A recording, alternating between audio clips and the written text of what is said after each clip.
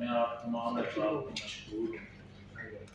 आज जो मैं बात करना चाहता हूँ, सबसे पहले तो ये है कि पाकिस्तान आज जिस नहज तक हालात के हवाले से पहुँच चुका है, क्या आज पाकिस्तान के अंदर इंतशार, पाकिस्तान की मईशत, पाकिस्तान दाखिली खारजी लिहाज से जिस करब से गुजर रहा है, इन हालात में जब मुस्लिम लीग को ये कहा जा रहा है कि ये इलेक्शन से भाग रही है, मैं इस पे बात करना चाहता हूँ।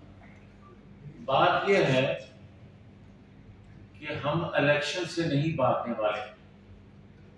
अगर आप मौजूदा शख्स को, जिसकी ख्वाहिश पे पाकिस्तान के 2 सूबों में इलेक्शन करवाने की बात हो रही है, पाकिस्तान के आइन के मुताबिक 90 दिन में इलेक्शन करवाने की बात हो रही है, 90 दिन से कौन भाग रहा है? अगर आप आज भी ये इकरार करने के बावजूद वो किरदार जिन्होंने सादक और अमीन इसको करार दिया, वो कह रहे हैं ये सादक और अमीन नहीं है। वो कह रहे हैं कि 4 सालों में पाकिस्तान की मईशत, पाकिस्तान की अखलाकी कदरें, पाकिस्तान की दाखिला खारजा पॉलिसी इसने तबाह करके रख दी। आप आज वो उसको लाडला रखना चाहते हो, रख लो, मगर हमें एक सवाल का जवाब दो। 2002, 2008, 2018 में जिस तरह इंतखाबात में नवाज शरीफ को बाहर रखा गया, 2023 में भी ये ख्वाहिश क्यों है कि नवाज शरीफ को इलेक्शन से बाहर रखा जाए? हमें तमाम तर शवाहद, तमाम तर वो करैक्टर, वो साकिब निसार हो, वो इमरान खान हो, वो जनरल बाजवा हो, वो जनरल फैज हो, वो जस्टिस आसिफ सईद खोसा हो, जो बेनिफिशरी हैं इस साजिश के 2017 की, वो सब भी इकरार कर लें कि नवाज शरीफ से ज्यादती हुई है। तो भाई मुझे तो ये बता दे कि आज खुद नोटिस जो है वो अदाकारा अतीका ओरो, उस पे एक शराब की बोतल पकड़े जाने पे हो सकता है, और जो अली मीर गंडापुर की बोतल पे नहीं होता, तो क्या पाकिस्तान को बर्बाद तबाह करने वाले, चलते फलते फूलते तरक्की करते 2017 के पाकिस्तान को डुबोने वालों के खिलाफ आज खुद नोटिस नहीं हो सकता? ना करें। मगर मुझे तो मेरी क़यादत को 3 दफा के इंतखाबात जनरल जो है उसमें बाहर रखने के बाद 2023 में भी क्यों बाहर रखना चाहते हैं, इसकी मंतक कौमी मफाद में जो है वो कौम को बता दें। और अगर कोई मंतक नहीं है, कोई वजह नहीं है, तो भाई हमें आज खुद नोटिस लें या फुल कोर्ट बनाएं। हमें इलेक्शन की अदल करके, इंसाफ करके हमें इजाजत दें, हम इलेक्शन लड़ें, सुबह इलेक्शन करवाओ, ताकि जो माहौल हमारे खिलाफ बनाया जा रहा है कि मुस्लिम लीग जो है वो इलेक्शन से भाग रही है, ये तारीख में हम कालक अपने मुंह पे रखना नहीं चाहते। अगर फंड नहीं है, हालात नहीं है, ये अदारे जाने, हुकूमत जाने, कौमी हुकूमत, मगर मुस्लिम लीग पे ये इल्जाम लगे, ये माहौल उसके खिलाफ बनाया जाए कि हम इलेक्शन से भाग रहे हैं, ये किसी सूरत हम बर्दाश्त नहीं कर सकते। चाहे हम कुर्बानियां देते आए हैं और भी कुर्बानियां दे सकते हैं, मगर ये कुर्बानी नहीं दे सकते कि हमारे खिलाफ ये माहौल बने जिस तरह डाकू, चोर, लुटेरा, गद्दारी का माहौल हमारे खिलाफ आज तक बनाया गया। मगर मेरी एक गुजारिश है, हम अदारों का बेहद एहतराम करते रहेंगे, हम आला अदलिया का एहतराम करते हैं, करते रहेंगे, मगर एक गुजारिश है, क्या जस्टिस मनीर की अगर मैं बात करता हूं तो मौलवी तमीजुद्दीन केस की बात करता हूं। मौलवी तमीजुद्दीन केस की जजमेंट जो लिखी जस्टिस मुनीर ने, वो जजमेंट को देख के कोई कहेगा कि ये जज हैं? कोई कहेगा कि आप पाकिस्तान के अंदर जितने मार्शल लॉ आए उनको आईनी तहफ़्फ़ुज़ देने वालों को पाकिस्तान के अंदर कोई जज कहेगा? मेरा अगला सवाल यह है कि क्या पाकिस्तान के अंदर एक मुंतखब वज़ीर आज़म को जस्टिस अदलिया के लोगों ने फांसी पे लटकाया अपने फैसले से, और उसके बाद लोग क्या कहते नहीं है कि अदालती कत्ल हुआ? फिर क्या उन जजेस के फैसलों को कोई कहेगा कि ये जजेस के फैसले हैं? और फिर हमें जो एक ताना दिया जाता है, हम पे इल्जाम है कि हमने सुप्रीम कोर्ट पर सजाद अली शाह की कोर्ट पर हमला किया। मैं अर्ज करना चाहता हूं 58(2)B जो एक हथियार एक शख्स, एक ताकतवर शख्स के पास होता था, वो हथियार जमहूरियत में काबिल कबूल नहीं था कि ताकत का मंबा एक शख्स हो। जमहूरियत में ऐसा नहीं होता।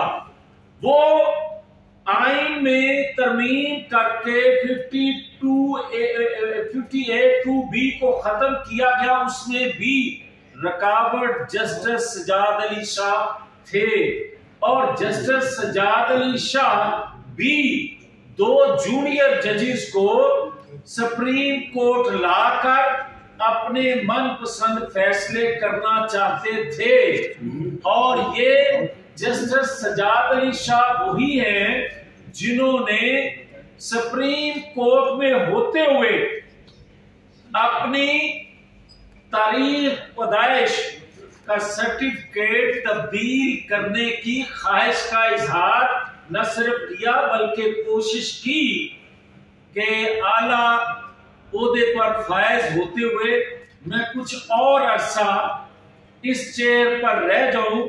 और फिर हमें कहा जाता है 2-4 गमले टूटने से कि हमने सुप्रीम कोर्ट पर हमला किया।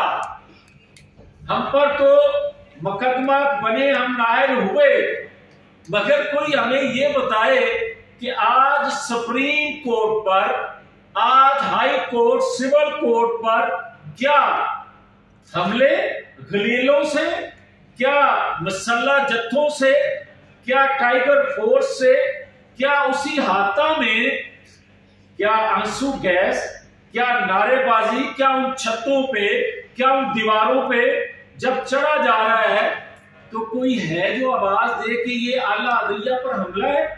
नहीं कहा जाता। मगर मुझे ये कहना है कि क्या पाकिस्तान के अंदर जो एक कैफियत बनी हुई है, पाकिस्तान के अंदर जो एक इंतशार की कैफियत है और हर कोई कोर्ट कर रहा है, अगर इसको अमन में बदलना है तो सबसे पहले फिर आपको 2 लोगों को पकड़ना होगा। आप जस्टिस साकिब निसार और जनरल फैज को पकड़ लें, जो कि मौजूदा हुकूमत के बस का रोग नहीं है। ये जिनसे ताकत, जिन अदारों से लेकर पाकिस्तान की बर्बादी करते आए या नवाज शरीफ को इंतखाबात से बाहर रखते रहे, ये वही अदारे अपनी ताकत का आइन में रहते हुए इस्तेमाल करके अगर इन 2 लोगों को पकड़ लें, 70% पाकिस्तान के अंदर अमन, चैन, सुकून आ जाएगा। और इनके उगलने से वो साजिशें बेनकाब हो जाएंगी जिन पर ये काम करते आ रहे हैं और जिन पर, और अगर आप कच्चे के इलाका में डाकुओं, लुटेरों के खिलाफ ऑपरेशन कर रहे हैं तो वो तो कोई दर्जन लोगों के अगवाकार होंगे, वो कोई सैकड़ों घरों के मुजरम होंगे जहां से उन्होंने सामान लूटा और वो घर वाले अपनी बच्चियों के हाथ पीले करने से महरूम हुए। वो तो चंद 100 लोगों के कातिल होंगे। तो ये तो ज़मान पारक का दहशतगर्द लाखों लाखों घरों का मुजरिम है जो 4 साल पॉलिसियों की नजर होकर लाखों लोग अपनी प्यारी बच्चियों का हाथ पीला करने से महरूम हुए। करोड़ों लोग खुदकशियों तक पहुंच गए इसकी पॉलिसियों की वजह से। पाकिस्तान दुनिया में तनाव हो गया, मकबूजा कश्मीर दे चुका। क्या इससे अगर मुज़ाकरात की कोई बात करता है तो याद रखे, इस दहशतगर्द से बेहतर है कच्चे के डाकुओं से मुज़ाकरात कर लिए जाएं। ये उनसे बड़ा दहशतगर्द है। कभी भी इमरान खान से मुज़ाकरात नहीं हो सकते। हाँ, मुज़ाकरात हो सकते हैं पीटीआई के उन ग्रुप से, वो परवेज खट्टर का ग्रुप हो या शाह महमूद कुरैशी का ग्रुप हो, उनसे मुज़ाकरात हो सकते हैं। मगर पीटीआई का वो ग्रुप जिसको इमरान खान लीड करता है, उनसे मुज़ाकरात नहीं हो सकते। और कभी भी अगर उससे मुज़ाकरात होंगे तो फिर तमाम दहशतगर्दों से जो पाकिस्तान के अंदर हैं, उनसे फिर मुज़ाकरात सबको करने पड़ेंगे। वो 4 सालों में जो दहशतगर्दी होती आई पाकिस्तान में, उनको जो मुज़ाकरात के जरिए आपने छोड़ा, उनसे फिर मुज़ाकरात हो सकते हैं। तो कच्चे के डाकू उनसे ज्यादा बड़े दहशतगर्द नहीं है। जमान पार्क का डाकू, चोर, लुटेरा, बद किरदार उससे बड़ा दहशतगर्द है, उससे मुज़ाकरात नहीं किए जा सकते। तो मैं आखिर में ये अर्ज करूंगा कि अगर पाकिस्तान के अंदर कोई ये कहे कि फलां जीत गया, फलां हार गया, फलां अदारा जीत गया, फलां अदारा हार गया, तो इस बहस से बाहर आए। खुदा के लिए पाकिस्तान को इस अनापरस्ती, इस हार जीत से 70-75 सालों में जितना नुकसान पहुंच चुका काफी है। मगर अब किसी की हार, किसी की जीत नहीं। अगर अदारे अपने अपने आईनी हदूद में रहते हुए आज भी काम करना शुरू कर दे, तो पाकिस्तान की इससे बड़ी भलाई और कोई शख्स नहीं कर सकता। तो मैं फिर से कहूंगा कि अगर पाकिस्तान के अंदर अमन लाना है तो इमरान खान की सहूलतकारी डिजाइन करके देने वालों 2 अशखास, जस्टिस साकिब निसार और जनरल फैज, इनको पॉलिसी साज अदारों में बैठे लोग पकड़े, तमाम साजिशें पाकिस्तान के खिलाफ होने वाली बेनकाब हो जाएंगी और पाकिस्तान में अमन आज भी कायम हो सकता है। शुक्रिया। नहीं असगर बोर्डिंग सर, ये जो आपने मुज़ाकरात इमरान खान साहब से के साथ मुज़ाकरात ना करने की बात की है, ये पार्टी पॉलिसी है या ये अपने आपके पर्सनल ख्यालात? देखिए, ये हर पाकिस्तानी की ख्वाहिश है, हर पाकिस्तानी की डिमांड है। और मुस्लिम लीग से मेजॉरिटी जो है वो इस मौक़िफ़ की हामी है कि किसी तौर पर भी जो 2017 के डुबोने वाले पाकिस्तान को जो मरकजी किरदार है, उससे मुज़ाकरात नहीं हो सकते। और अगर कोई मजबूर करता है तो फिर इससे तो बहुत बेहतर है साकिब निसार और जनरल फैज से मुज़ाकरात कर लिए जाए। सर, कौन मजबूर कर रहा है आपको इलेक्शन के लिए, मुज़ाकरात के लिए? हमें तो कोई नहीं कर रहा।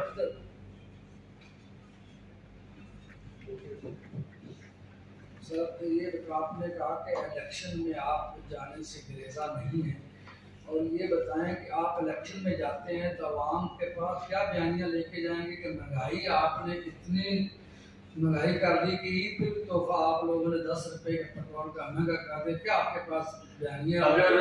अगर आपको सिर्फ 8-9 माह पीछे जाना पड़े तो आपको ये जवाब मिल जाएगा कि हर दूसरा पाकिस्तानी, आप जैसे लोग भी ये कहते थे कि अगर इमरान खान ने टर्म पूरी कर ली, उसको असेंबली की मुद्दत पूरी करने दी गई या उसने कर ली, तो इमरान खान का कोई टिकट लेने वाला नहीं होगा।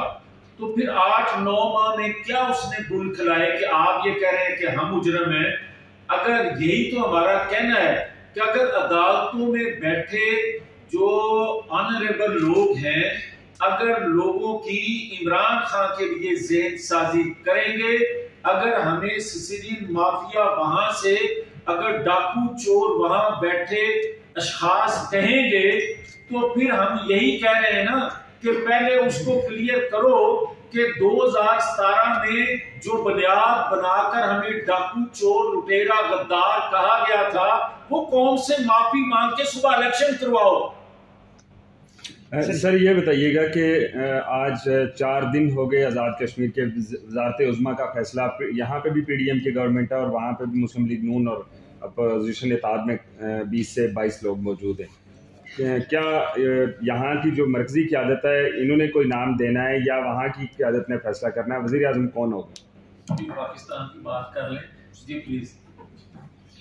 सर ये बताएं कि इस वक्त बातें चल रही हैं कि पाकिस्तान में जुडिशल मार्शल लॉ चल रहा है और जो अदलिया की जानिब से पार्लियामेंट के ऊपर हमले किए जा रहे हैं, तो सर पार्लियामेंट अपनी सुपरमेसी बरकरार रखने के लिए अदलिया को क्या जवाब देगी या सिर्फ मुज़ब्बती करारदादें मंजूर करने की हद तक पार्लियामेंट अपना किरदार अदा करेगी? देखिए, गुजारिश ये है कि मुस्लिम लीग की तारीख है और कौमी हुकूमत में जितनी भी जमातें हैं उन सब की भी ये हिस्ट्री है कि हमने कभी अदारों पे हमला नहीं किया। हमने PTV पर, पार्लियामेंट पर, वज़ीर आज़म हाउस पर किसी की तारीख नहीं है कि किसी ने हमला किया हो। हाँ, हमें ये कहा जाता था, जो मैं पहले अर्ज कर चुका हूँ, कि सुप्रीम कोर्ट पर मुस्लिम लीग ने हमला किया था। वो सज्जाद अली शाह की जो कोर्ट थी, मैंने उसका हवाला आपको दे दिया कि 58(2)B के हवाले से या जूनियर जजेस के हवाले से, या वो 1 साल और लेने के लिए क्या मनसूबाबंदी करते थे, ये कौम को पता होना चाहिए। मगर इसके बावजूद भी जो आज सुप्रीम कोर्ट, हाई कोर्ट या लोअर कोर्ट पर हमले किए जा रहे हैं, किसी ने उनके खिलाफ कोई FIR करवाई नहीं करवाई। तो मैं ये कहूँगा कि हम किसी तौर पर भी गैर आईनी रोल न लेंगे, न किसी को लेने देने की ख्वाहिश रखते हैं या उसको लेने देंगे, बल्कि हम आईनी हदूद में रहते हुए कहते हैं कि पाकिस्तान की अब बहुत बहुत तबाही हो चुकी। अब खुदा के लिए अदारों में बैठे लोग अपने जाती तहफ़्फ़ुज़ के लिए उसको सपोर्ट ना करें ताकि वो शख्स आके उनको तहफ़्फ़ुज़ फराहम करे, बल्कि आइन कानून में रहते हुए हमें वो रोल अदा करना चाहिए जो 2017 का एक तरक्की करता पाकिस्तान हमें दोबारा वापस आ सके। सर बताइएगा, आपको कैसा लग रहा है अभी इमरान खान के ऊपर आप इल्जाम लगा रहे हैं? इससे पिछले दौर में जब इमरान खान आपके ऊपर इल्जाम लगाते रहे कि आपके जो लीडर हैं वो भारत के एजेंट हैं, उनकी फैक्ट्रियों में उनके एजेंट बैठे हुए हैं, और आज आप वही काम कर रहे हैं, इस बात की क्या गारंटी है कि कल आप मुस्तकबिल में दोबारा आकर माफ़ी नहीं मांगेंगे कि हमसे गलती हुई है? गुजारिश ये है कि जो हम पर गद्दारी के, डाकू होने के, सिसिलियन माफिया के जो इल्जाम लगे, कोई एक चीज साबित हुई और सब पे सब किरदारों ने माफी मांगी। अब जो हम बात कर रहे हैं, हम इमरान खान की कही हुई बात को दोहराते हैं। हम ये कह रहे हैं कि साइफर मैंने तो नहीं निकाला था, मैंने तो नहीं कहा था कि अमेरिका ने मेरे खिलाफ साजिश की, मैंने तो नहीं ये कहा था कि ये इम्पोर्टेड हुकूमत है, मैंने तो ये नहीं कहा था कि अदारों में बैठे लोग गद्दार हैं, मीर जाफर सादक हैं, मैंने तो ये बात नहीं कही थी कि मेरे खिलाफ इंटरनेशनल साजिश हुई, मैंने तो ये नहीं कहा था कि आज मोहसिन नकवी पे बात आ गई है कि उसने मेरे खिलाफ साजिश की। कल को कोई ये कहेगा कि फलां थाने के महर्रर ने मेरे खिलाफ साजिश की, ये तो आप देख रहे हैं ना, ये वो कह रहा है, मैं तो नहीं कह रहा।